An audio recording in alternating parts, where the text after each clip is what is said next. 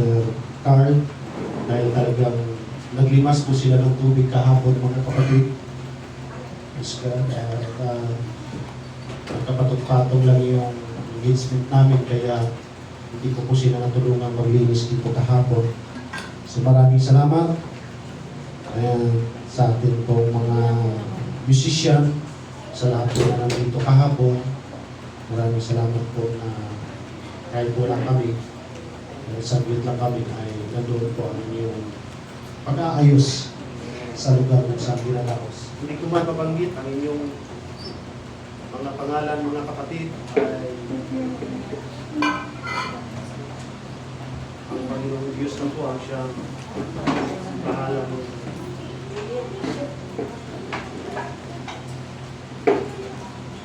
magpala po sa akin po. Praise God.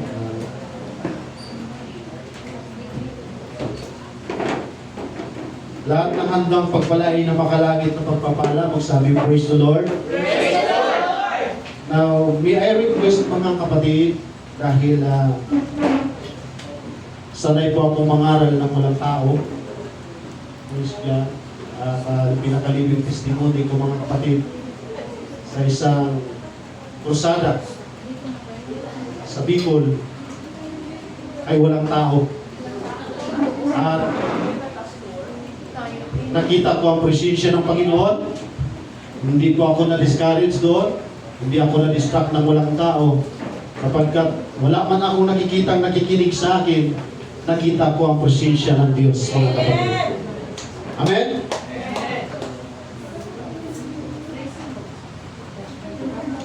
At gaya ng lagi kong sinasabi, ang Diyos ay hindi namimili ng dami ng tao kung bababa ang kanyang espiritu at kapangyarihan. Amen? Praise God. At siguro po lahat dito tayo para hindi sasakit yung aking liig, mga kapatid. Para isang direksyon lang po ako ngayon. Praise God. Dahil ngayon lang naman to. Praise God. So, hindi talaga natin maiwasan ng mga panahon. Amen? Amen! Pero tayo mga kapatid ay hindi tayo naglilingkod sa Diyos na nakadepende tayo sa panahon. Dahil araw-araw tayong sumasamba sa ating Panginoon. Mainit man, maulan, may bagyo man, hanggat kaya natin pumunta sa simbahan, kaya natin pumunta sa pananambahan. Marami pong tao ngayon mga kapatid na nagsuworship sa Panginoon, nakatayo na lang, hindi sila nakaupo dahil yung kanilang church ay binabaha, pero hindi hadlang sa kanila na may tubig sa loob ng church, mga kapatid.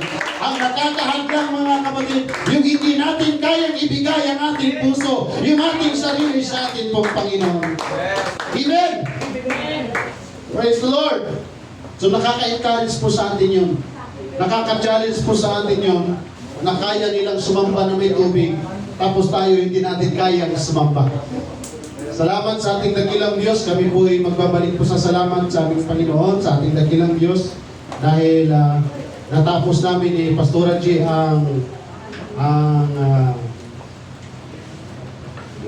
yung kurso, mga kapatid, na magamat mahirap yung pinagdadaan, yung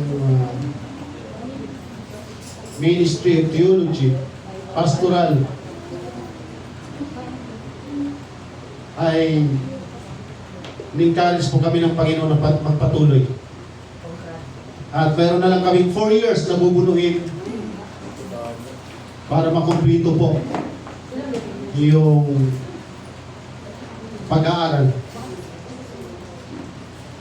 Salamat sa ating pong Panginoon.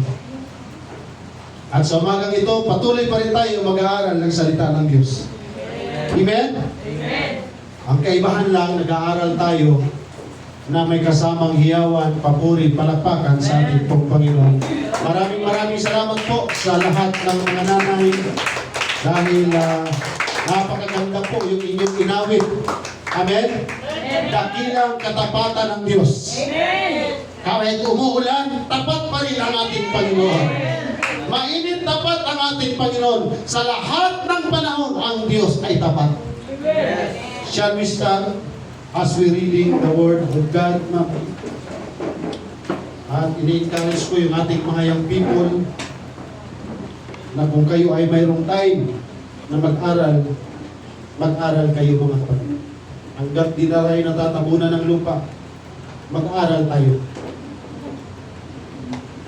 At taas ng walang mga Bible,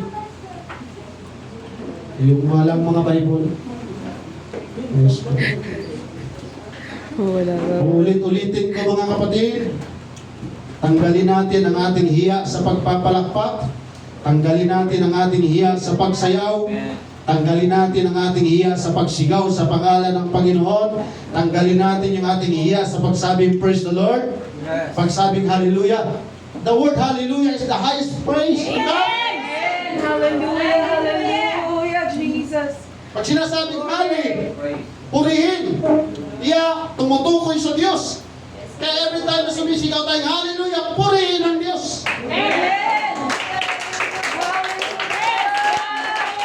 Walang sigaw na tahimik.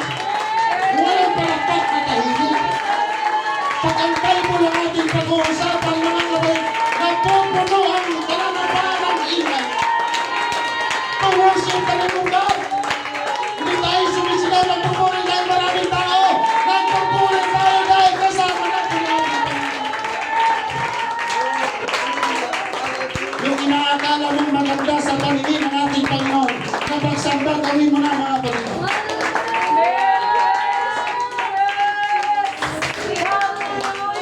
Okay lang ba yun? Yung iniisip mo, tinaakala mong maganda sa paningin ng Diyos na pagsamba, gawin mo na ngayon. Maraming mga tao hindi na makakasamba. Inalon ng baha, mga kapatid. Praise the Lord. Hallelujah. Hebrews chapter 4, verse 12. For the word of God is quick and powerful. Maraming salamat sa ating engineer, kay Brother Dong, na nagagamit na siya sa Sunday School education. Mga kapatid. Praise God. Ang salita ng Diyos ay hindi lamang po para sa mga tao walang pinag-aralan. Although sa Bible, mayroon ding mga pinag-aralan diyan na ginamit ng ating pong Panginoon. Balanse ang ating dakilang Diyos. Sa ating mga teachers, sa ating mga engineers, paggamit natin ang ating buhay sa ating pong Panginoon. Amen. Nasa tamang balanse lang. And powerful and sharper than any two-edged sword, piercing even to the dividing asunder of soul and spirit, and the joint and marrow, and is a discerner of the thoughts and intents of the heart. Hindi po kami nag-usap ni Brother Dongdong, mga kapatid, but I believe this is the right message to all of us today. Dahil may magkakaugnay po yung mensahe ng ating pong Panginoon. New Living Translation, for the Word of God is alive and powerful. It is sharper than the sharpest two-edged sword, cutting between soul and spirit, between joint and marrow. It exposes our innermost thoughts and desire. Yan ang salita ng ating Panginoon. Buhay. Kaya pag tayo'y unti-unting namamatay ang ating pananampalataya, as long maniwala tayo sa kapangyarihan ng salita ng Diyos, yung mamamatay nating pananampalataya ay muling bubuhayin ng ating Panginoon. Bibigyan po tayo ng kasiglahan ng ating pong Panginoon. Parang hirap ako sa mga microphone ako. Mahirap yung ibang microphone.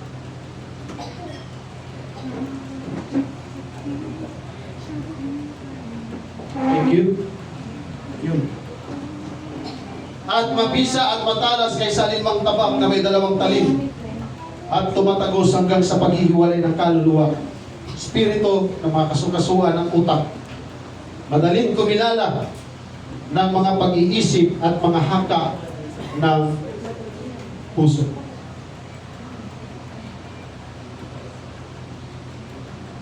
The powerful Word of God, or the most powerful weapon in the world, is the Word of God. Sino po ang naniniwala dyan? Naniniwala ba tayo mga kapatid na makapangyarihan ang salita ng Diyos? ay mas dakila at masigit ang kapangyarihan ng salita. Kaya sa lahat ng sandata, kundi ang salita ng ating pong Panginoon. Kung naniniwala ka ngayon pa lamang, i-claim mo na na may gagawin pagkilos sa Diyos sa pamamagitan ng kanyang salita sa iyo at sa akin mga kapatid. Dahil ikaw at ako ay binago ng kapangyarihan ng salita ng ating pong Panginoon. Dakilang Diyos, we love your presence. We love your anointing, O God. Thank you for the knowledge and wisdom. Minsan, pagod mo kaming lahat, Panginoon, ikaw ang higit na dakila kaysa lahat ng bagay. May problema man kami pinagdadaanan, pero mas higit ang dakila sa aming problema. Maraming kitang pinagdadaanan, Panginoon, pero ikaw ang number one solusyon, O God. Manahan ka sa aming mga puso. In the mighty name of Jesus Christ, we pray. Amen. Malakas na palakpak sa ating dakilang Diyos. Yung palakpak na mayroon tayong pagtitiwala na may ibibigay na salita ang ating Panginoon para sa iyo at para sa akin. Kumamay ka ng tatlo at sabihin mo sa Kanya, mag-ingat tayo sa ating pananalita. Amen. Please be seated po, mga kapatid. Before we go on, ako po ay nabibless sa buhay po nila ni Sister Ellen ngayon dahil talagang pinagpapala po sila ng ating Panginoon. Nung humingi sila ng advice sa akin dati, sabi ni Pastora, wala akong ibang sinabi sa kanila. Magtapat lang kayo sa Panginoon hanggang sa ikamamatay ninyo. At bago tayo abutan ng kamatayan, makikita natin ang pabor ng Diyos. Sabi ko kay Sister Ellen, kahit saan man kayo makarating, kung paano, kasi po, isa sila sa tapat dito sa UBC, yung mga kapatid. Chini ko po yung record nila. Ganon sila katapat sa atin pong Panginoon at yung iba sa atin. Although hindi tayo lahat. Ngayon, tuwan-tuwa sila. Hindi na sila mahirapan bumili ng lupa, hindi na sila mahirapan magbayad monthly ng bahay. At yung bahay pa nila, katabi na lang, likod lang ng simbahan nila ng Pentecostal sa lugar na kung saan dinala sila ng ating pong Panginoon. God is good. Wala pa silang problema, dami nilang problema. Namatayan sila ng anak, mga kapatid, pero hindi sila sumuko sa ating Panginoon. Sabi ko, manatili pa rin kayong tapat sa ating Panginoon. Danasin man natin yung pinakamapait na pagsubok sa ating buhay. Isang araw, papasalamatan mo pa rin ang Diyos na mabuti ang Diyos na ating pinag-iingat. Masaya ko para sa kanila. At ganun din ang gusto ko makita sa inyo. Gaya ng sinasabi ko, hindi natin masabi na for life tayo magsama sa lugar na ito. Minsan gugulatin ka, dadalhin ka ng Panginoon sa ibang lugar. Pero as long na tapat ka, mga kapatid, kagaya ng pagtatapat niya kay Abraham, kahit saan ka magpunta, pagtapat ka sa Diyos, tapat rin ang ating pong Panginoon sa lahat ng panahon at pagkakataon. Salita ng Diyos ay buhay. Salita ng Diyos ay may kapangyarihan. Ang salita ng Diyos ay matalas kaysa dalawang talim at tabak. Kaya nitong hatiin ang kaluluwa at espiritu. Hinahatulan nito ang mga isip at mga balak ng ating pong puso at walang nalilihi sa Diyos. Amen. Sino po dito ang pinakamalakas sumigaw? Alam niyo po, natatabunan yung worship natin kanina sa instruments natin. Ngayon, wala tayong instruments. Pwede ka bang pumalakpak na may kasamang sigaw, Lord, hindi ako uuwi na hindi mo ako pagpapalaing makalangit sa umagang ito. Sige po, mga kapatid, habang pumapalakpak ka, sabi mo, Lord, gamitin mo ang aming pastor. Hallelujah, gamitin mo ang makalupang labi ng aming pastor. I need your power. I need your wisdom. Huwag mong hayaan, Panginoon, na uuwi ako na masasaktan ng iyong salita. Pero uuwi ako na mayroong pagpapala na nagmumula sa salita ng ating Panginoon. Napakaraming pong sandata na naimbento ngayon ang mga tao. Mayroong bomba, mga espada, missile, nuclear bomb, etc. Yung mga sandatang ito, mga kapatid, ay kayang sumira ng isang bayan. Kayang tanggalin sa mapa ang barangay Naik sa mga sandata na nabanggit ko po sa inyo.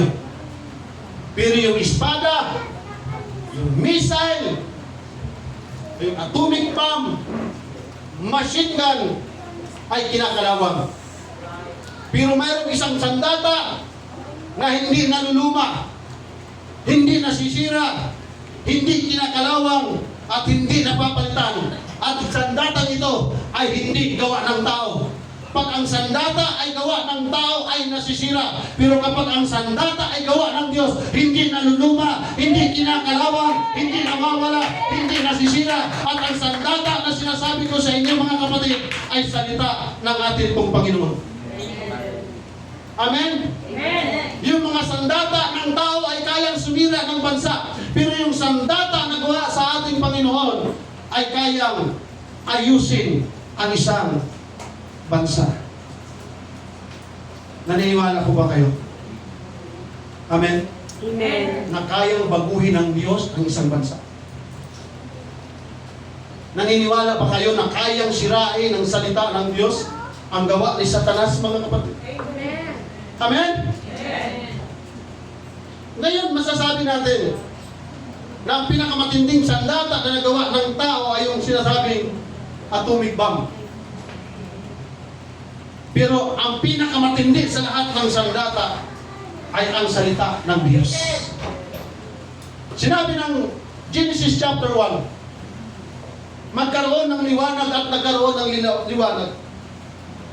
In Isaiah chapter 55, sinasabi ng banal na kasulatan na hindi papalik ang salita ng Diyos sa Kanya na walang kabuluhan. Kaya lahat ng salita na nagmumula sa ating Panginoon na ating napapakinggan, mga kapatid, kaya lagi natin in-encourage, magkaroon tayo ng Bible at magpasa tayo ng Bible dahil salita yan ng Diyos. At ang salita ng Diyos, kapag ating minahal, kapag ating sinusunod, kapag ating binabasa, ay hindi po papalik sa Kanya na walang kabuluhan. Sabi ng Bible, ang salita niya ay ilawan sa ating mga paa, liwanag ng ating pong mga landas. In the book of Psalms chapter 119. Amen? So mula sa paglikha hanggang sa kaligtasan, ang salita ng Diyos ay hindi nawawala ng kapangyarihan. Naniniwala po ba kayo, mga kapatid? Maraming tao kapag may pira ka, makapangyarihan ka. Pag mayroon kang mataas na hinahawakan na posisyon sa ating gobyerno, makapangyarihan ka. Pag presidente ka, makapangyarihan ka. Pag vice president ka, makapangyarihan ka. Naniniwala po ba kayo doon, mga kapatid? Hello? May kausap po ba ako? Sabi ni Brother Dom? Amen. Pag may pira ka, may pinag-aralan ka, mayaman ka, may impluwensya kang tao, makapangyarihan ka. Yan ang sabi nila.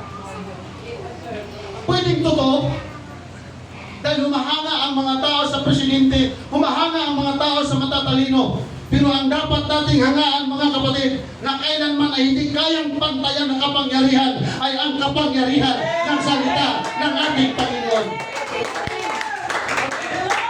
Tayo mga tao nagsasalita, minsan nagbabago.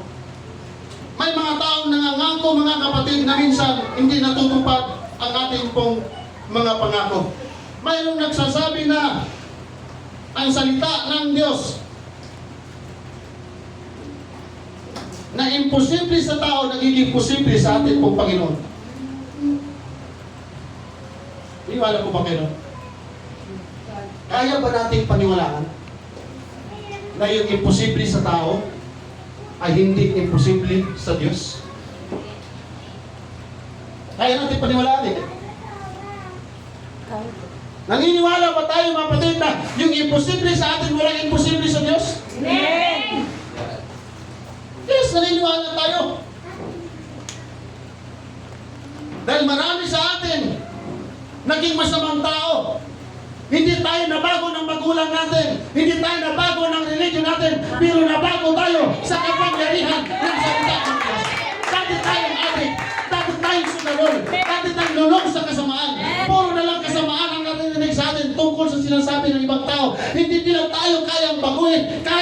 harap pa tayo, kahit ikulong pa tayo, hindi tayo nabago, pero nabago tayo sa salita ng Diyos. Maraming mga tao nakakulong sa kulungan, nakakulong sa Muntinlupa, masama sila, hindi sila nabago ng kulungan, hindi sila nabago ng Muntinlupa, pero nabago sila sa kapangyarihan ng salita ng ating itong Panginoon. Yun yung imposible sa tao, pero walang imposible sa Diyos. Hindi tayo kayang baguhin ang ating kapwa, pero binago tayo ng salita ng ating pong Panginoon. Di ba marami sa atin nagpapatotoo na hindi tayo pinagaling ng gamot, hindi tayo pinagaling ng doktor, pero pinagaling tayo ng Diyos. Imposible ka lang makatakas, mga kapatid, pag tinaningan ka. Dahil maraming mga doktor ang nagpapatunay, bihira lang sa mga doktor ang sumasablay. Pero pag lingkod ka ng ating Panginoon, kahit taningan ka ng doktor, huwag kang manghina, manalig pa rin tayo sa kapangyarihan ng salita ng ating Panginoon. Ang salita ng Diyos ang naglikha ng sanglibutan ito. Ang salita ng Diyos ang gumabay sa bayan ng Israel. Ang salita ng Diyos ang nagbago sa mga buhay ng tao noon. Ang salita pa rin ng Diyos ang patuloy na nagbabago sa mga buhay natin ngayon, mga kapatid. Amen. Noong unang panahon pa lang,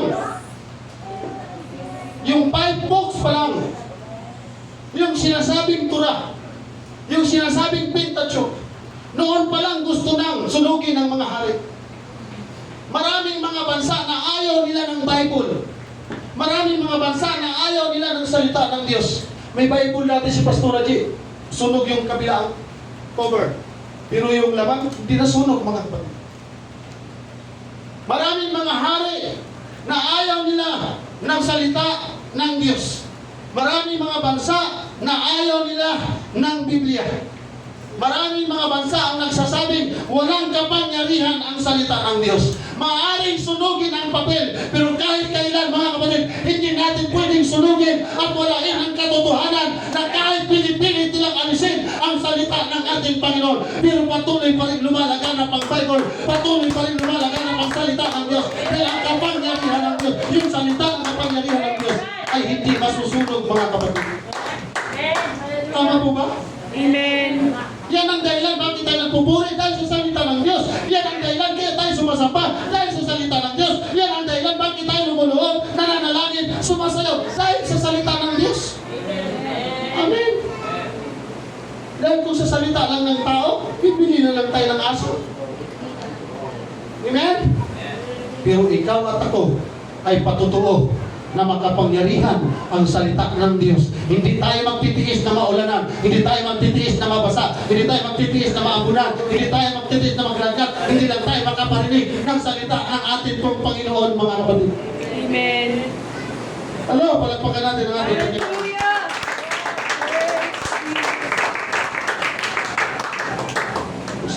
So tayo pong lahat ay iniligtas ng salita ng ating pong Panginoon. Alam niyo po ba kung ano ang unang himala sa Bible, mga kapatid? Alam niyo po ba kung ano ang pinakaunang himala sa Bible? Hindi naman bulag nakakita. Hindi naman bulag nakakalakad. Ang unang himala sa Bible, in the book of Genesis, yung nagkaroon ng mundo.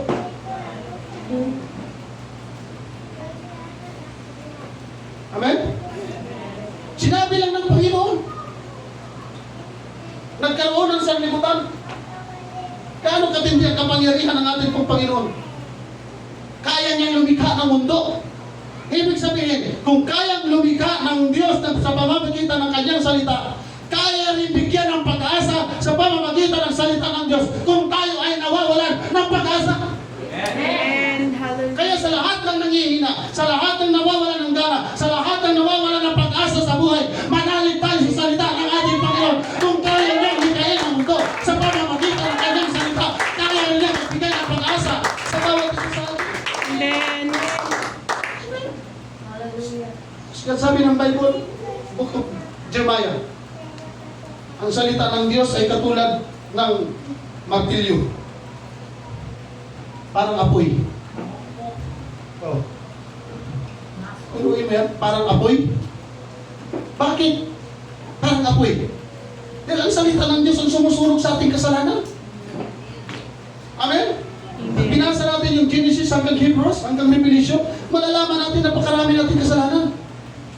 At yan lang din ang solusyon ng ating Panginoon sa pamamagitan ng kanyang salita. Dinadalisay ng salita ng Diyos ang ating mga puso. At ang kagandahan, kaya pala ang salita ng Diyos ay nahalintulad sa isang apoy. Dahil para sa mga taong nanglalamig, para sa mga taong ang puso ay nanglalamig sa paglilingkod sa Panginoon. Pag nandoon ang salita ng ating Panginoon, yun yung apoy sa ating pananampalataya na maiisip natin, magkapangyarihan pala yung salita ng Diyos na ating sinasampa. Kaya kapag kayo nangihina at nanglalamig, salita pa rin ng Diyos ang nagpapainit, nagpapaatoy sa atin. Kaya pala hinahalitulad siya sa apoy. Hinahalitulad siya sa martilyo. Ano ba ang nagagawa ng martilyo? Diba? Subukan natin pukpukin yung bato. Diba? Nahahati ng martilyo. Pero subukan mong hampasin ng bato ang martilyo. Hindi mahahati yung martilyo. Pamukpok siya, masakit. Kaya may mga panahon masakit ang salita ng Diyos. Amen. Amen? Lalo na pag gumawa tayo ng mali sa harapan ng Panginoon, pag pinupok tayo ng salita ng Diyos, masakit sa ating mga ulo, mga kapatid. Amen. Ano ba yung martilyo? Dumudurog ang martilyo. Nadudurog niya yung mga matitigas na bagay. Kaya pag matigas ng ating puso, pag mayabang tayo, minamartilyo tayo ng salita ng ating Panginoon. Bakit? Gusto ng Diyos na maging matibay ang pundasyon ng ating pagiging Kristiyano.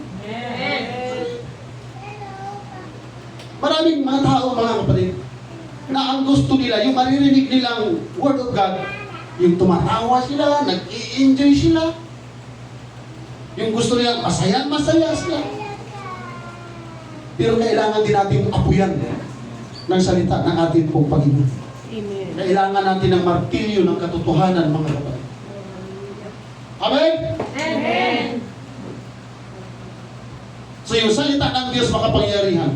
Salita ng Diyos ang lumalang ng mundo. Ang salita ng Diyos ang gumabay sa bayang Israel. Ang salita ng Diyos ang gumabay sa mga propeta. Ang salita ng Diyos ay nagkatawang tao. Ang salita ng Diyos ay nagligtas. Ang salita ng Diyos ay naglinis. Ang salita ng Diyos ay nagpatawad sa atin pong mga kasalanan. Tama ba, mga kapatid? Amen. Kaya kung ihamping natin ang salita ng Diyos sa lumang tipan at ang salita ng Diyos sa bagong tipan, iisa lang ang mensahe. Salita pa rin ang Diyos ang nagbabago sa bawat buhay ng bawat isa sa atin, hindi yung pangalan ng ating religion. Nakakalungkot, mga kapatid, na marinig ang isang Kristiyano na sinasabi niya, matagal na akong naglilingkod sa Panginoon pero hindi ako lumalago. Minsan, tanungin din natin ang ating pong mga sarili, anong dahilan? Bakit hindi tayo lumalago? Pag may problema tayo, kanino tayo unang pumupunta? Sa tao o sa Diyos? Pagkagising natin sa umaga, ano bang una nating binubuksan? Ang cellphone natin, mga Biblia natin. Tapos gusto natin lumago tayo, mga kapatid. Kaya maganda yung mensahe ng Sunday School kanina. Kaya, hindi pwedeng baliwalain yan, mga kapatid. Minsan nauuna kasi ang cellphone natin kaysa salita ng Diyos. Walang kapangyarihan ang cellphone. Kapangyarihan yung ating Bible, mga kapatid. Hindi ko sinabing alisin natin ang ating mga cellphone, pero gamitin natin siya. Sabi ng Sunday School kanina, gamitin natin sa mabuting bagay. Dahil ang cellphone din ang magiging dahilan para mapapahamak tayo.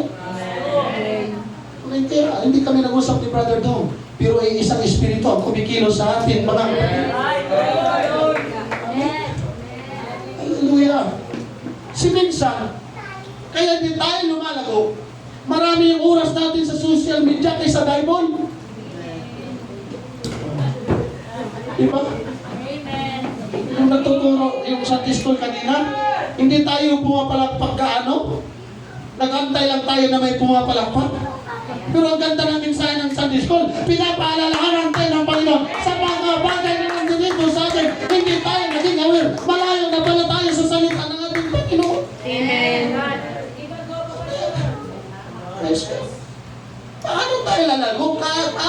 lakas kung ang ating espiritu hindi nakaugnay sa salita ng Diyos? Amen.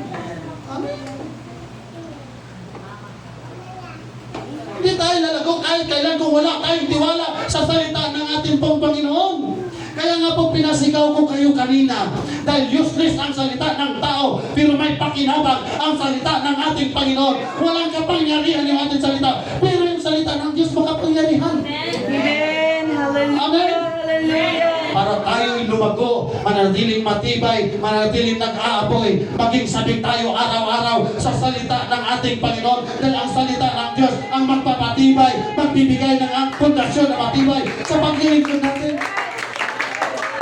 Paano tayo mananalo maka-encounter tayo ng debate? Paano tayo mananalo pag wala ng salita ng Diyos? Yung iba pa naman, pag nakipag-debate ka ngayon, binabaril o patay. Diba na ano sa social media?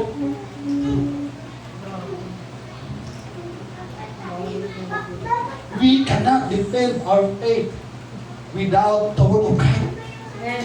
Baka meron dito, pag tinanong, ba't ka nag-praise the Lord, hallelujah?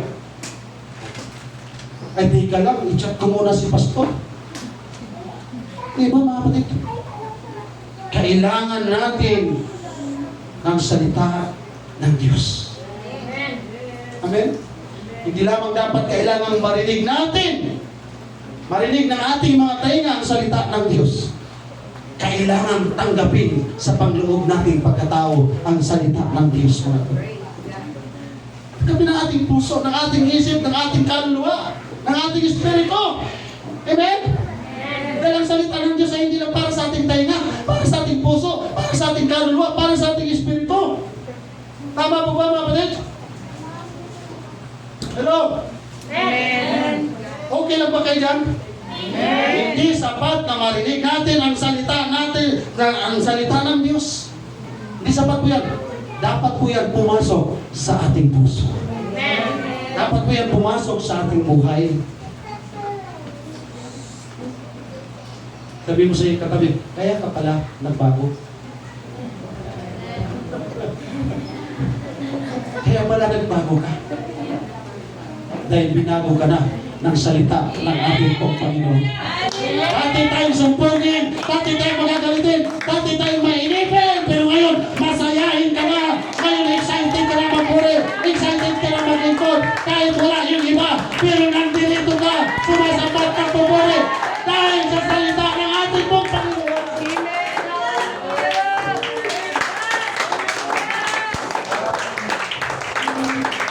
Kaya para maging matatag ang ating pananampalataya, sundin natin ang salita ng Diyos. Huwag na huwag po nating baliwalain ang salita ng ating pong Panginoon. Dahil kapag tayo lumalayo sa salita ng Diyos, lumalayo na rin tayo sa Diyos. Pag wala tayo ng gana sa salita ng Diyos, wala na tayong gana sa Diyos. Diba? Pag wala tayong ganang sumamba, wala ka ng gana sa Diyos. Pag wala ka ng ganang manalangin, wala ka ng gana sa Diyos. Amen? Pag lumayo tayo sa salita ng Diyos, lumayo na rin tayo sa Diyos. At kapag lumayo tayo sa Diyos, oo, mayroon kang kasiyahan pansamantala, pang-sandibutan lang. Pero kahit nasasaktan ka, kahit nanghihina ka, kahit may problema ka, kumakapit ka pa rin sa kapangyarihan ng salita ng ating pong Panginoon. Isang araw, bukas, makalawa, hindi ka na problemado, masayain Kristiyano ka na, matatag ka Kristiyano ka na, baptismo ng Kristiyano ka na. Palakpakan pa natin ang ating Panginoon. Ang tahanang pinag-aarian ng salita ng Diyos, yun po yung tahanan na masaya at may kapayapaan, mga kapatid. Amen. Kaya pahalagahan po natin ang salita ng Diyos. Gaya ng sinabi ng Sunday School kanina, pag malayo po ang mga puso natin sa salita ng Diyos, madaling magtagumpay ang tukso. Sabi ng Sunday School kanina, may dumaan lang na macho at gwapo, magaganda. Iyari na. Iba mga kapatid, ang pananambahan na puno ng salita ng Diyos ay puno ka rin sa pagtitiwala sa ating pong Panginoon Diyos. Amen? Kasi alam natin ang salita ng Diyos, hindi lamang yan nagbibigay ng impormasyon sa bawat isa sa atin. Hindi lang siya nagbibigay ng information. Pwede kang kumuha ng information sa Encarta Dictionary. Pwede kang kumuha ng information sa Encyclopedia Britannica. Pwede kang kumuha ng information sa mga aklat ng libro, ng doktor, ng teacher. Pero pag gusto natin ng transformation, salita ng Diyos ang number one. Alam natin kung anong problema natin, mga kapatid. We need to transform. Hindi yung katabi natin na magka-transform. Ang salita ng Diyos ang magka-transform sa atin, mga kapatid. We need information and transformation. Hello? Amen. Sabi mo sa iyong katabi, kaya pala na-transform ka na. Hallelujah. Hindi ba kayo masaya na na-transform tayo, mga kapatid? Dapat maging masaya tayo na na-transform tayo. Hindi tayo na-transform ng religion natin. Hindi tayo na-transform ni pastor. Pero na-transform tayo ng kapangyarihan ng salita ng ating Panginoon. Jesus. Hindi yung dami ng preaching ang nagbabago ng buhay natin. Kahit 100,000 preaching ang papapakinggan natin, mga kapatid, hindi mababago ang buhay natin. Nababago ang buhay natin sa salita ng Diyos. Diba? Yes. Kahit linggo-linggo, kahit araw-araw tayo nakikinig ng preaching, hindi magbabago ang buhay natin kung hindi natin sinusunod ang salita ng Diyos. Kaya pag nasaktan ka, praise the Lord. Pag tinamaan ka, praise the Lord. Sabi ng salita ng Diyos, mas matalim. Parang martilyo, parang apoy. Ang problema pag nasasaktan ka, eh hindi natin kayang labanan ng Diyos. Amen? Kung kami, kung nakalikod, nakatayo sa likod ng pulpito, ginamit ng Diyos.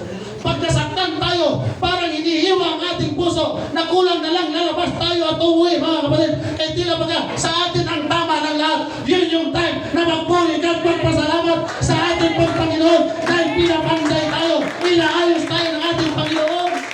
Kaya ang Diyos na ating sinasamba, dakilang pantay, dakilang doktor, number one, alam niya kung paano niya tayo gagamutin. Amen. Hallelujah. Ganon katindi, ganon ka-powerful ang salita ng Diyos. Walang kulungan na pwedeng ikulong ang salita ng Diyos. Walang libingan na kayang ilibing ang salita ng Diyos. Marami ng mga hari na namatay, marami ng mga presidente na namatay, marami ng mga taong namatay na nagbabawal sa salita ng Diyos. Hanggang ngayon, buhay pa rin ang salita ng Diyos, mga kapatid.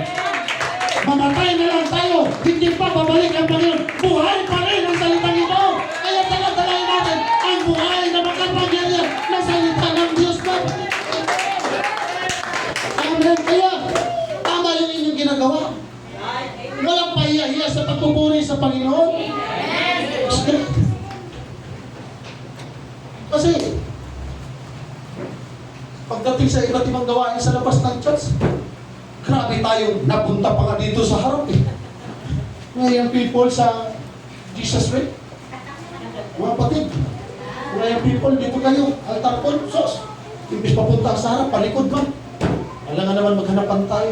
Pagdating sa gawain, nagbiruwa yung mga taga-MPC, pinakita ko ron. Revive na revive sila. Parang ayaw nang umuwi dito sa HBO. Uulitin natin, mga kapatid, para mag-enjoy tayo at lumalagos sa presensya ng Panginoon. As long na nasasaktan ka, yun yung time na magpuri ka sa ating Panginoon. Isang araw magulat ka na lang, Pastor, hallelujah, puri ng Panginoon. Hindi na ako nasasaktan ngayon. Bakit? Magaling ka na, nag-enjoy ka na ngayon sa presensya ng ating Panginoon. Praise God. Yan ang salita ng Diyos. Yan ang makapangyarihan ng salita ng Diyos, mga kapatid. Kaya nga niyang bigyan yung mga tuyong buto ng buhay. Di ba sa Book of Ezekiel? Nagkahiwalay na yung mga buto. Bulok na yung mga buto. Pero anong sabi ng Panginoon? Sino yun? Si Ezekias o si Isias? Si Ezekiel. Buti, wala kayong nakamali doon sa dalawa. Eh kung mayroong sumigaw na si Ezekias, patay. Yari ako naman dito. Di ba si Ezekiel? Sabi pa Ezekiel, manghula ka sa mga butong ito. Hiwalay-hiwalay na yung mga buto. Bulok na yung mga buto. Pero sabihin mo sa mga butong tuyo, magkaroon ng litid, magkaroon ng ugat, magkaroon ng laman, magkaroon ng balat, magkaroon ng buhay. Yung mga buto na matagal ng bulok, nagkaroon ng buhay. Ganon kapag ang salita ng Diyos. Minsan mga kapatid, patay na tayo sa harapan ng ating Panginoon. Pinagtatawanan na tayo sa talas dahil patay na ang ating pananampalataya. Pero sa mga magitan ng salita ng ating Panginoon, kahit ano na kayo ng ating pananampalataya, muli tayo ginaaw, bubuhay ng Panginoon ng ating pananampalataya. Praise Jesus. Sila sa luhan na 4 na araw ng patay, bulok na siya na buhay ka. Yun lang kaya ang ating pagtitiwala sa Diyos na nangihina. Hindi kaya bigyan ng buhay ng Panginoon. Amen. Tingnan mo yung katabi, ngitian mo siya. Oh, may buhay na yung kami. May buhay na yung ating palakpak. Amen?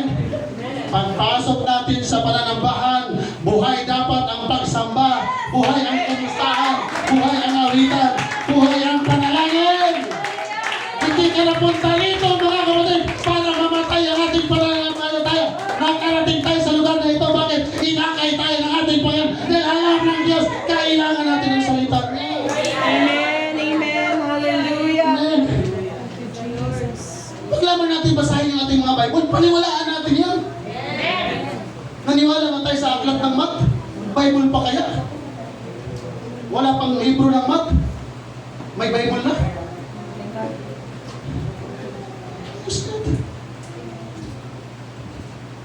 Wala, hindi pa na-invento yung librong engineer. May libro ng engineer sa Bible. Hindi ba sinuha? Paano niya nasukat? Gano'n. Gano'n ang Bible. Kompleto lahat mga kapatid. 66 books. Walang labis, walang kulang. Hindi na kailangan bawasan. Hindi na kailangan dagdagan. Maniwala lamang tayo na ang kapangyarihan, yung salita ng Diyos, makapangyarihan.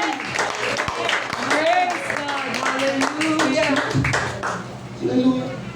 Kaya hayaan natin na may mga panahon na nasasaktan tayo sa pangangaral. Amen. Tanggapin natin yan mga kapatid. Amen. Hayaan natin na hubugin tayo ng Diyos. Baguhin tayo ng Diyos araw-araw. Isa sa pinakabatang hari sa Bible na naghari sa Judah, si King Josiah, si Josias. 8 years old nang magsimula siyang maghari. Okay lang ba? Abutin tayo ng alas 2? Napagyo naman eh. Walang tricycle kayo, tulog muna sila. Kaya hindi kayo mabuto, mag-disgrasya kayo. Kaya mag-enjoy tayo sa salita ng Diyos. Si Haring Josiah, naghari ng 39 years sa Judah. Pag edad niya ng 30 plus, more or less, 38 to 39, nagpalinis sa templo. Nung naglinis sila sa templo, 2 Kings chapter 22, nung naglinis sila sa templo, natuklasan nila ang salita ng Diyos sa templo. At yung mga taga-linis sa templo ay lumapit kay Haring Josiah at sinabi nila, Haring, mayroong libro sa templo. Anong libro yun? Kautusan ng Diyos. More or less, yung mga tao sa Judah, 30 years nang hindi sila nakakarinig ng salita ng Diyos. Hindi na nila alam yung Book of Law. Ang sabi ni Haring Josiah, sige dalhin niyo dito sa akin yung libro at basahin. Nung binasa yung libro mga kapatid, yung Word of God, yung salita ng Diyos, hinapa o pinunit ni Haring Josiah yung kanyang damit. Bakit? Tanong niyo sa akin, Pastor, bakit? Bakit pinunit niya ang damit niya? Bakit siya umiyak? Ibinasa lang yung salita ng Diyos. Hindi naman siya inispada. Hindi naman siya tinaga. Hindi naman siya pinagalitan. Pinabasa lang niya ang salita ng Diyos. Pero bakit? Hinubad niya ang kanyang damit hari at nagpakumbaba sa ating Panginoon. Bakit po? Nasaktan ang kanyang puso sa salita ng ating Panginoon. Matagal na palang panahon na kailangan yung salita ng Diyos. 30 years, walang salita ng Diyos ang lugar ng Juda. At ang sabi sa kanya, mayroong paparating na mabigat na salot para sa bayan ng Juda. Dahil marami ng mga tao sa Juda limot na at hindi alam ang salita ng Diyos. Grabe ang paniniglo ni King Josiah. Kahit hari siya, mga kapatid, kailangan niya ang salita ng Diyos. Hindi siya umiyak dahil na problema siya, kundi nasaktan ang kanyang mga puso. Kaya huwag po kayo magtaka minsan sa pananambahan may umiiyak, may lumuluhod.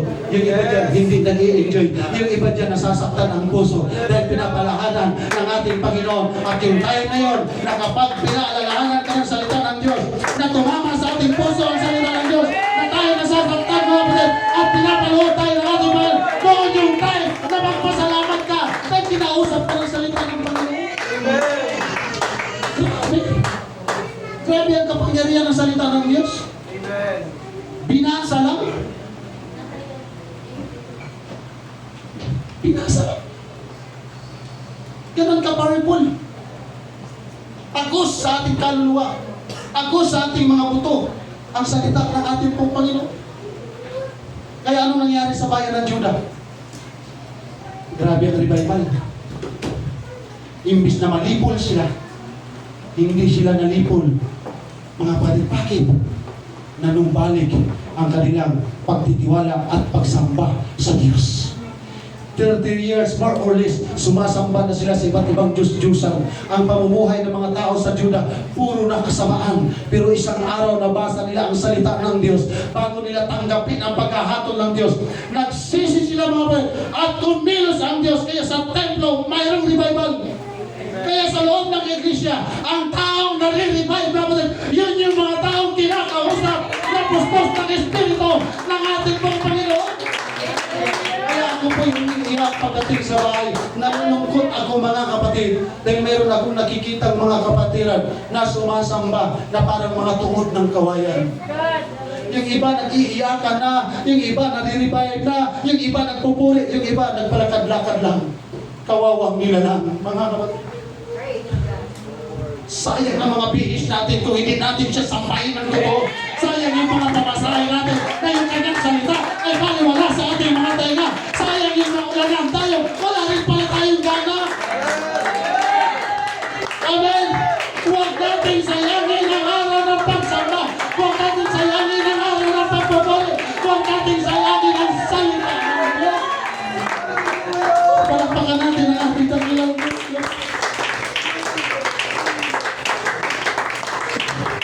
Hindi masama na makarinig tayo ng mensahe ng kaginhawaan. Kukunti lang ang mga tao gusto makarinig ng mensahe tinutuwid. Yes, nga. Tingnan niyo yung kotse ni Brother Dog, Badaptes, Sportes. Yung harapan. Pero imbis magpagawa sila, nandito sila sa gawain ng ating Panginoon. Iba kasi yung mahal mo ang mga bagay na makamundo kaysa mahal mo ang salita ng ating Panginoon. Pasensya na po kung nagamit ko po kayo, Brother Dong. Pinag-usapan kasi natin dito yung salita ng ating Panginoon. Yes, God.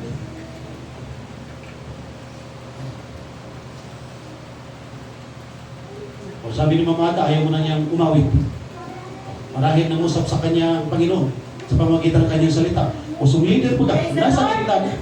Kasi ang salita ng Panginoon, mahihirapan tayo pag sinusuway natin ang salita ng Diyos. Pero pag sinusunod natin ang salita ng ating Panginoon, katulad ng mga agalang, tumago tayo sa pagsubok, tumago tayo sa apol, hindi tayo mawawala sa pagsubok. Tantang power ang katulunod ko.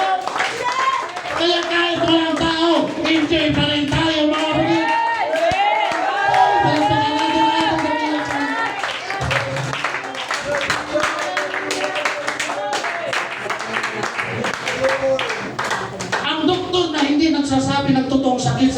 pasyente, mamatay na lang yung pasyente, mga kapatid. Meron kasi mga doktor, huwag mo na lang sabihin sa kanya na 5 buwan na lang siya, 3 buwan na lang siya, 2 buwan na lang siya, kasi baka madali siya, ikamatay niya kagad. Kasi may cancer na siya, may gano'n na siyang sakit. Pag ang Diyos magsalita, pag ang Diyos ang mangaral, pag ang Diyos ang mag-rebuke, mga kapatid, masaktan na tayo ng masaktan. Walang pakialam ang Diyos. Dahil alam ng Diyos, yun ang gamot para sa atin. Yung sa'yo katabi, ang ganda ng ngiti mo ah. Mukhang magaling na mga sugat na. Palagpakin natin ang ating tagilang Diyos. Sa kanyang kapurihan, mga kapatid. Okay? Kaya, kung mayroon pa rin kataasan ng ating mga puso, surrender natin yan sa Panginoon, mga kapatid. Hindi tayo pwedeng humigit sa Diyos. Hindi tayo hihigit sa salita ng ating pong Panginoon. Salita ng Diyos, hindi kaaway natin makasalanan yan. Salita ng Diyos ay yan ang daan para tayo magbago. Amen. Lahat na magulang na namamalot ng kurot mo, sabi, praise the Lord. Praise the Lord. Pasalamat tayo, mga kapatid, na yung ating mga magulang na mamalot ng umurot. Sinasaway tayo, pinagsasayataan tayo ng masakit. Bakit? Mahal nila tayo. Kanyan din ang salita ng Diyos. Napakasakit! Kapila ba na? Gusto na natin lumayas. Di ba mayroon mga magulang na nagpapalayas ng anak? Pero bakit ka pa rin bumabalik sa magulang mo? Kasi alam mo mapapahamak ka. Ganon din ang salita ng Panginoon. Parang gusto na natin tumalikod. Parang gusto na natin lumayas. Parang ayaw na natin mag-iimbisyon. Parang ayaw na natin mag-iimbisyon. Kung tayo mabalik, pero bakit tayo sinasakta natin? Dahil mahal tayo ng ating Panginoon. Palagpakan natin. Salamat sa ating Panginoon.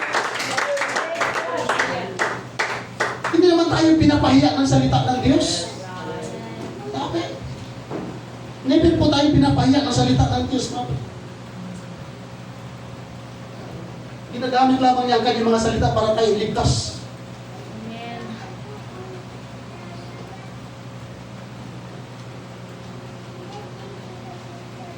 Tanungin ko po kayo, sino ang mapalad?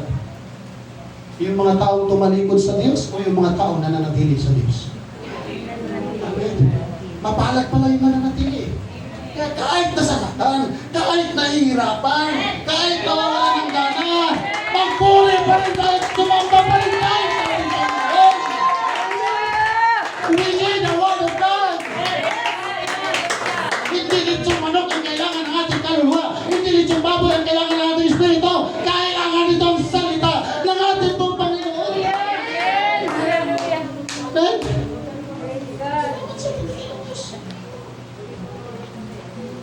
Pag ito naunawaan natin ang mensahe ng Panginoon, mga kapatid, wala nang Sunday na walang revival sa iglesia ito. Every Sunday, mayroon talagang revival.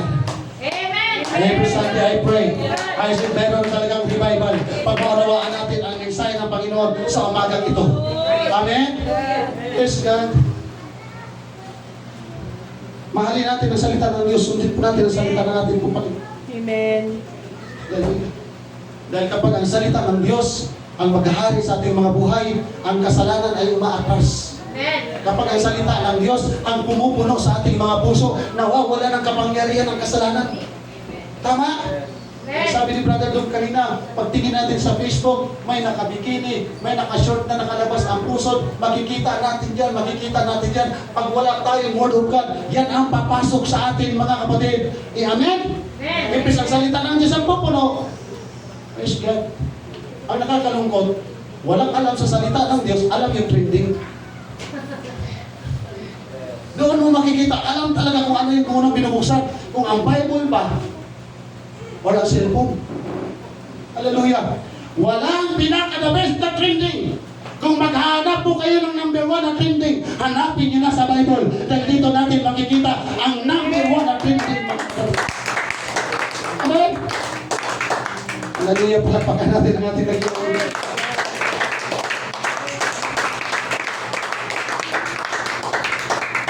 Alam niyo po ba kung saan matatagpuan ang pinakamagandang panalangin sa Bible?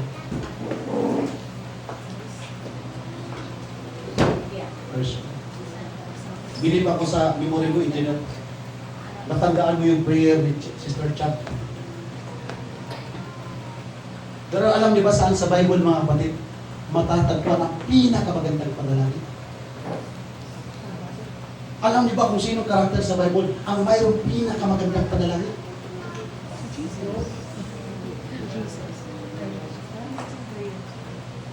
Thank you, mga kapatid. Lahat na nabanggit niyo, grabe manalangin sa ating Panginoon niyo.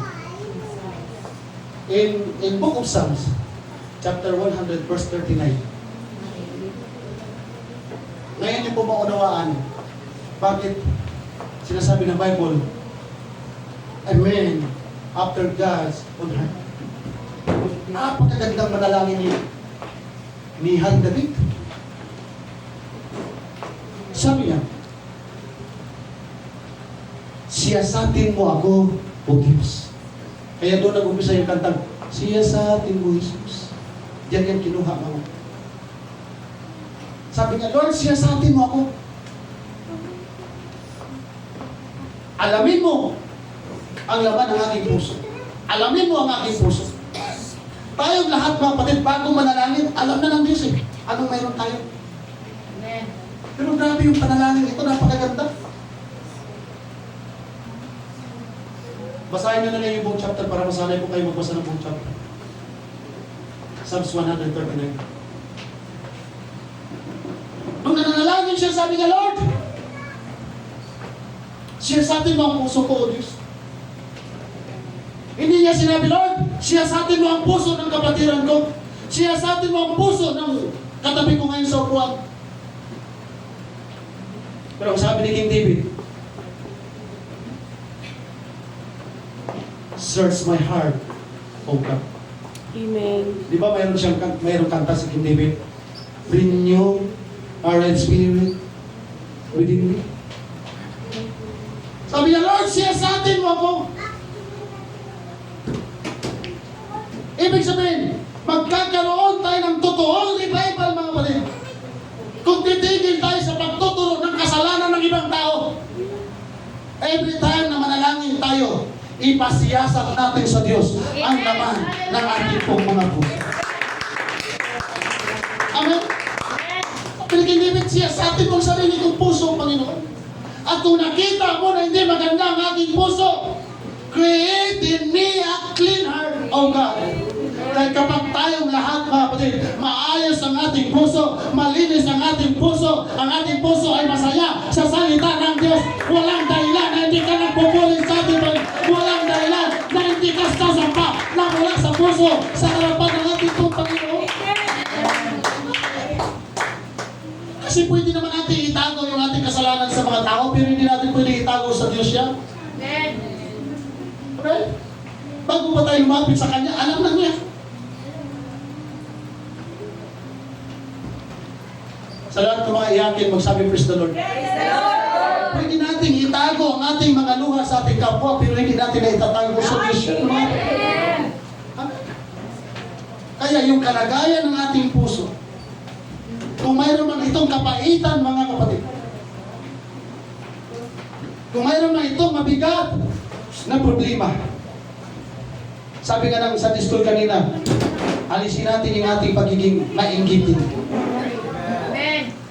Natandaan nyo? Sabi ng Sunday School kanina, hindi natin kayang itago ang ating totoong motibo sa harapan ng Diyos. Pag mali ang ating motibo, mali yan sa harapan ng ating pong Panginoon, mga kapatid. Pwede tayong banal sa panlabas natin, pero yung loob natin, mga kapatid, hindi may tatago sa Panginoon yan. Kaya pag maganda yung ating loob, maganda din yung ating labas. Pag puno ang ating puso, pag puno ng salita ng Diyos, ang lalabas sa ating bibig, salita din ng ating Panginoon. Ang ating puso, puno ng pagsamba. Ang makikita sa atin, puno ng pagsamba. Kung ating puso, puno ng pagpupuli, puno ng pagpupuli ang ating makikita. Kung ating puso ay puno ng pagtitiwala, nakikita sa labas yan. Amen. Praise God. Oh, hallelujah. Praise God. Okay lang ba tayo, mga kapatid? Tuloy pa ba natin? Sabihin mo sa iyong katabi, Hindi interesado ang Diyos sa karakter natin. Interesado ang Diyos sa karakter natin. Interesado siya sa ating mga reputasyon. Amen? Hallelujah! Kung gusto natin ng dakilang pagkilos ng Espiritu ng Diyos sa ating kalagitnaan, hindi tayo dapat matakot na ipasiyasat ang ating mga puso sa salita ng ating buong Panginoon. Tayo pagdating ng altar call, kanya-kanya lukot tayo kung gusto natin lukot. Lord, search my heart. Hindi ko kaya umiyak na pampaimbabaw, Panginoon.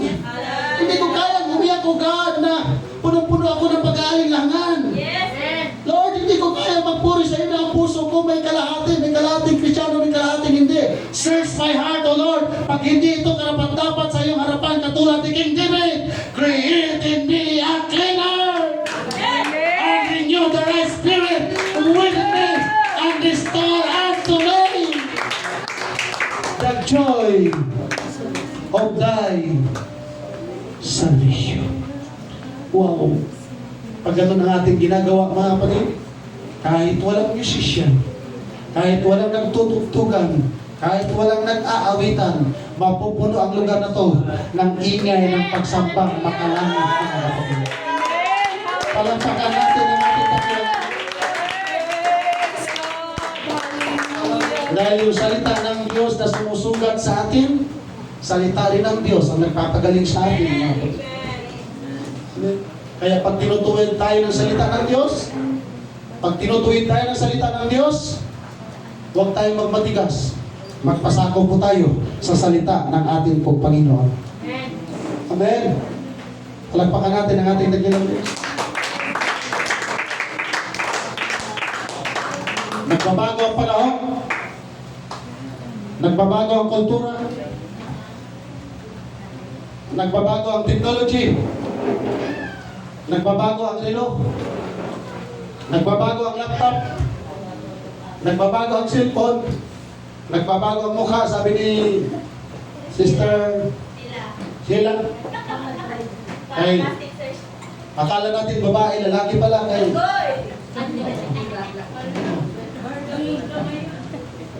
marami ng bagay sa mundong ito ang nagbago. Tama? Yung mga bahay nagbago. Dati ang bubong, kanang pawid. Ngayon, mayroon ng yung solar. Dati, pag nag-picture ka, kawawa yung mga kudakyan sa Lunita.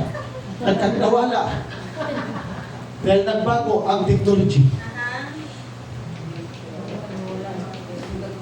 Yung Nokia, iPhone na ngayon. napakasikat, iPhone na ngayon. iPhone na din siya, sir.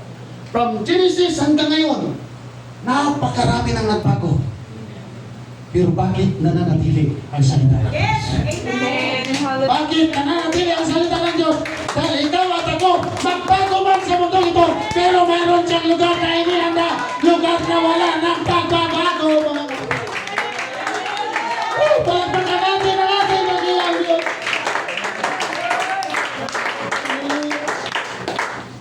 Pero mo yung lindol, palakas ng palakas, yung bagyo, palakas ng palakas. Nagbabago talaga. Akalain nyo kayong mga nanay, alerto kayo sa mga lindol. Yung mga tatay, mga young people, wala. Sabi ni Pastora, Pastor, nalindol, wala. Sabi ko, nagbago na yata yung katawan mo. Praise God. Mga kapatid, magbago ang ating mukha. Magbabago ang ating mga itsura, magbabago ang anyo ng ating katawan, magbabago ang anyo ng ating pandinig, magbabago ang anyo ng ating panlasa, magbabago ang anyo ng ating paningin. Pero huwag nating baguhin na magbabago ang ating pagtitiwala sa salita ng ating pong Panginoon. Manghina man tayo tumanda, mangurayot po ng ating mukha, hindi pa rin nababago ang salita ng Diyos. Kailangan pa rin natin ang salita ng ating pong Panginoon. Amen.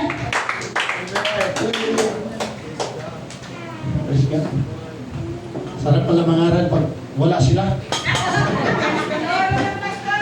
Mas ma-responsive pala ang kunti kaysa marami. Sino ang nakakaalam ng X-ray? Saan ginagamit ang X-ray? Para makita yung ating buto, kung may bali. Tama po, no?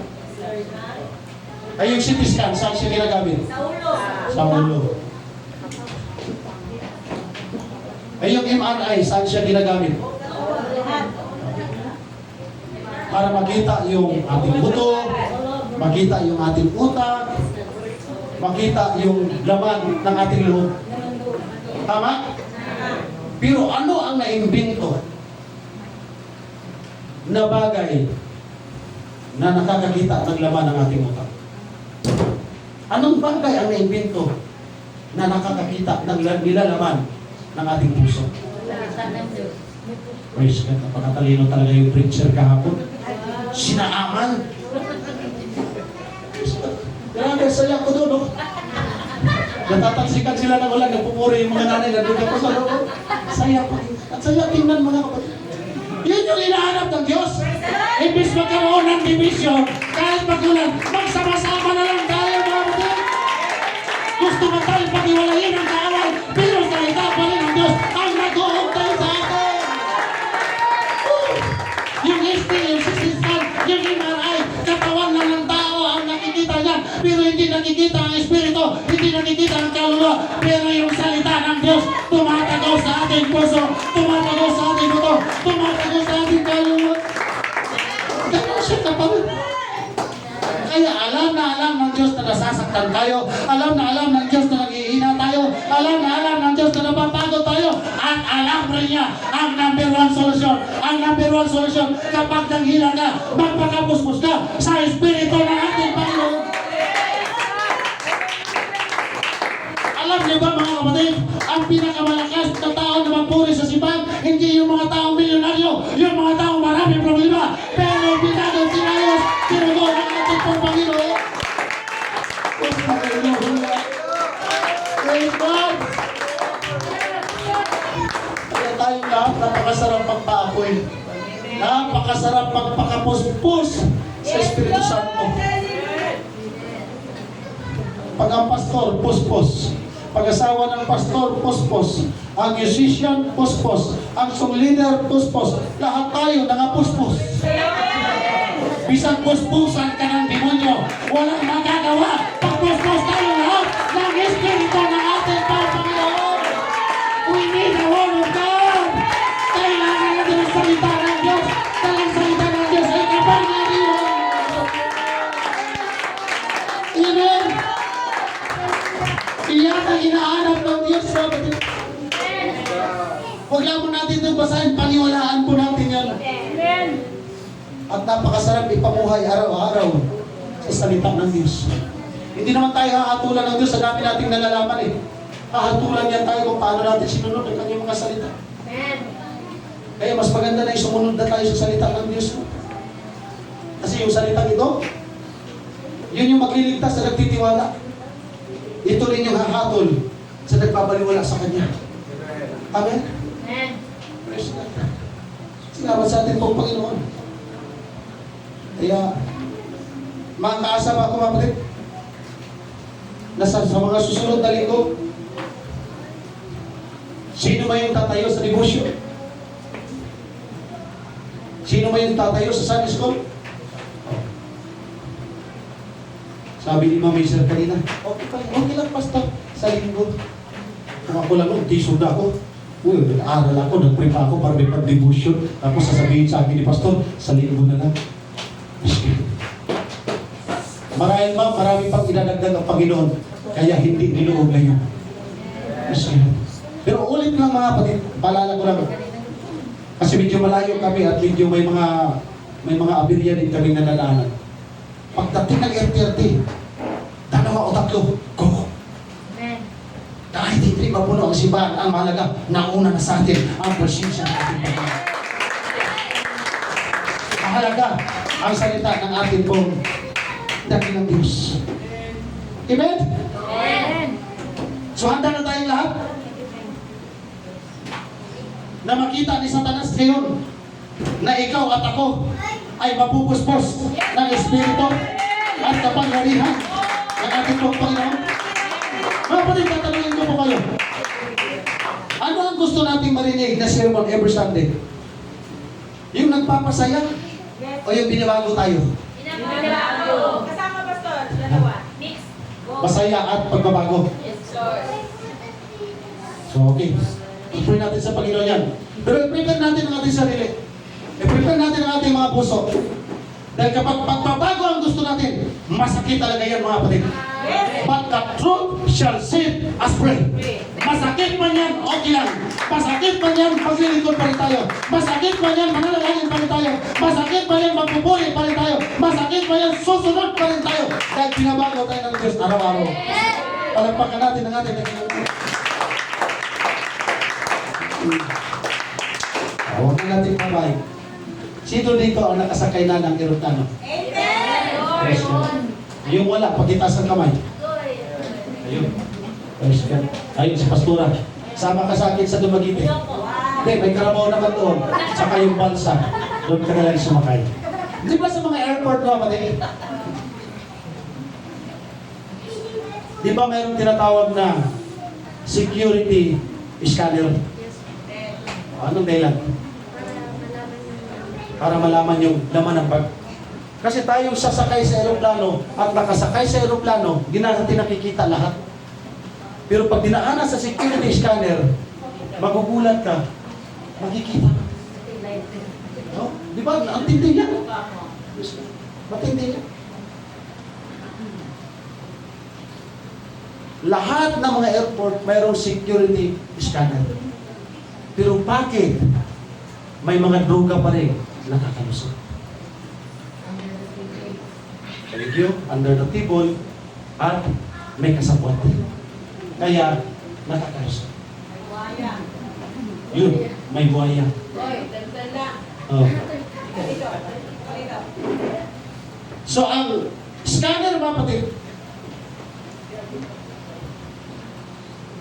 ay nakikita pag dinaan sa scanner ay nakikita yung mga bagay na hindi nakikita ng ating mga mata. Pag tayo kaya ang idaan sa scanner, makikita kaya ng scanner ang laman ng ating bulsa? Amen. Kung idaan tayo sa scanner, maaari makikita ang ating mata, ang ating buhok, ang ating balat, pero never makita ang ating utak, never makita ang ating puso, never makita ang ating kaluluwa, never makita ang ating espiritu. Pero pag nagbasa ka ng Bible, wala kang kita lahat ng mga kanyang kakapangyarihan. Ang salita ng Diyos. Amen. Ibig sabihin, kung ang security scanner kayang manlilang, ang salita ng Diyos hindi kayang manlilang. Amen? Kung ang security scanner may nakakalusot sa salita ng Diyos, ikaw at ako, walang nakakalusot sa atin. Kung nasasaktan kayo, nasasaktan ako. Kung nanghihina kayo, nanghihina ako. Kung nagkakasakit kayo, nagkakasakit ako. Kung kailangan din ang salita ng Diyos, kailangan ko ang salita ng Diyos. Every time na tayo sasaktan, sama-sama tayo, Lord, salamat! Palagpakan natin ang ating dakilang Diyos. Amen? Kaya doon sa Hebrews chapter 4 verse 12, hindi lamang po ipinapakilala ang kapangyarihan ng salita ng Diyos. Hinahamon tayo ng salita ng Diyos. Amen? Hinahamon po tayo ng salita ng Diyos. Kaya sabi ng Bible, ang salita ng Panginoon ay parang binhi. Brother Carl, mahal mo ba ang salita ng Diyos? Mahal mo talaga ang salita ng Diyos? Kasi hindi ka naman maglilinis kung hindi mo mahal. Hindi ka naman magtsatsaga dyan sa basa magpapatuyo kung hindi mo mahal. Hindi ka naman mauuna dito ng alas 2 ng practice kung hindi mo mahal. Hindi ka naman magpapahuli dito sa church kung hindi mo mahal. Kayo bang lahat mga kapatid? Mahal ba natin ang salita ng Diyos? At kung mahal natin ang salita ng Diyos, kaano natin kamahal ang salita ng Diyos? Ang salita ng Diyos, inahalin tulad sa isang binhi. Ano bang ginagawa sa binhi? Itinatanim. Kapag ang buto, yung binhi, pag tinanim natin sa matabang lupa, sa maayos na lupa, ano mangyayari sa binhi? tutubo. Pero sa pagmatigas na lupa, ano mangyayari sa bini? Patay. Ganon din ang salita ng Diyos. Pag maayos ang ating mga puso, pag naihasik sa ating mga puso, ang salita ng Diyos, mga kapatid, lalago ka at mag-i-enjoy ka, makatamasa natin ang presensya at makalangit na pagpapala ng ating Panginoon. Pero kung ang puso natin ay bato, baliwala ang salita ng Diyos, mawawala ang salita ng Diyos. Kaya ang hinahanap sa atin ng Panginoon, yung puso, mga kapatid, na kapag iniagis ang kanyang salita, kahit nasasaktan, nagpupuri pa rin, nagtatapat pa rin, namumuhay pa rin, may kapanalan sa ating Panginoon. Praise God! Pinakita ko kay Pastora ang pabrika ng paggawaan ng pera. Bangko Sentral ng Pilipinas. Tuli-tulinadang 1,000 ang nagagawa sa isang araw. Tuli-tulinadang pera ng 500 na papel. 150, 20. Tuli-tulinada. Karaming pera. Pero bakit maraming Pilipino ang nagpapera? Alam niyo ba mga kapatid, na tayong lahat, ilang milyon lang ba tayo?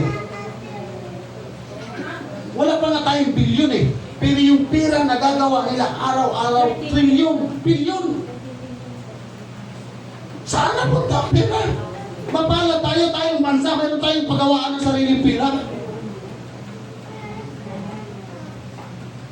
Sabihin mo sa yung katabi, oo nga. Bakit ang daming pera? Ang daming mayayaman? Sa mahirap tayo na pabilang. Mga batid, hindi po may kutsi kami, mayaman na kami. Mas mayaman kayo kaysa sa amin. Kasi utang yan eh. Oh. Pag nabawi yan, nagkautang na kami, nagkabaon-baon pa, wala pa kami kutsi, eh kayo. Oh, wala kayong iniisip. Oh.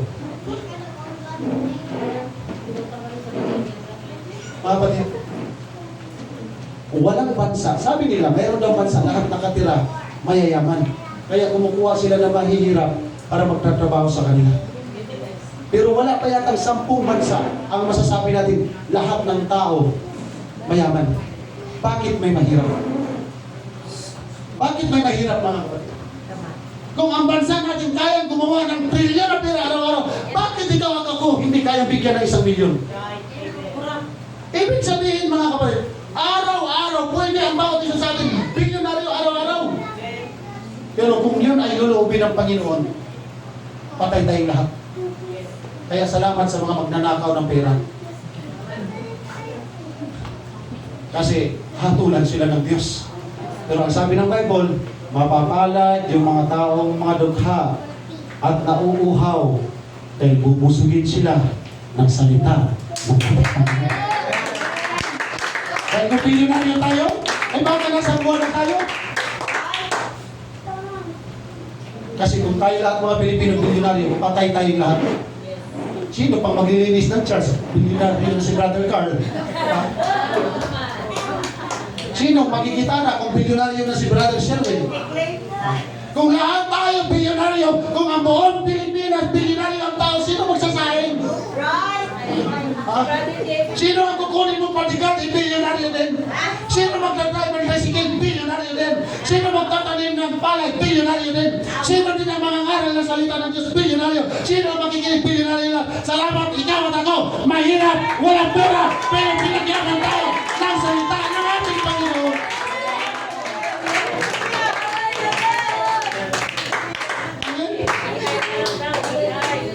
Praise God. Sa pasimula, walang lupa. Sa Genesis, walang lupa. Walang araw. Walang buwan. Walang tubig. Walang puno. Pero nung magsalita ang salita, magkaroon ng araw. Nagkaroon ng araw. Magkaroon ng lupa, nagkaroon ng lupa. Magkaroon ng buwan. Ang sabi ng salita, magkaroon ng buwan. Ora mismo nagkaroon ng buwan. Magkaroon ng gabi, nagkaroon ng gabi. Magkaroon ng hayop, nagkaroon ng hayop. Magkaroon ng mga halaman, nagkaroon ng halaman. Saan gumamit ang Panginoon? Saan siya kumuha ng lupa, na ginawang lupa? Saan siya kumuha ng puno para maging puno? Sinalita lang niya ang lahat ng bagay. Ganon makapangyarihan ang salita ng Diyos. Yung salita sa lumang tipan. Pagdating ng John chapter 1, nagkatawang tao yung salita at nangaral yung salita. Namuhay na katulad sa tao yung salita. Nagpakilala siya na yung salita sa lumang tipan. Yun din yung salita sa bagong tipan. Yun ang salita sa lumang tipan. Yun din yung salita sa bagong tipan. Yung makapangyarihan sa lumang tipan. Yun din yung makapangyarihan sa bagong tipan, mga kapatid. Yung salita na nag-revival, nagkaroon ng revival sa Book of Acts, yun din yung salita ang magre-revive sa iyo at sa akin. Yung kapangyarihan ng salita sa lumang tipan, yung kapangyarihan ng salita sa bagong tipan, yun din yung kapangyarihan ng salita. Hanggang yun. Sabihin mo sa iyong katabi, ang problema mo may solusyon na. Sabihin mo, may problema ka, may solusyon na. At ang solusyon, magpakapuspos na tayo ngayon sa presensya ng ating Panginoon. Pwede na tayo umiyak, pwede na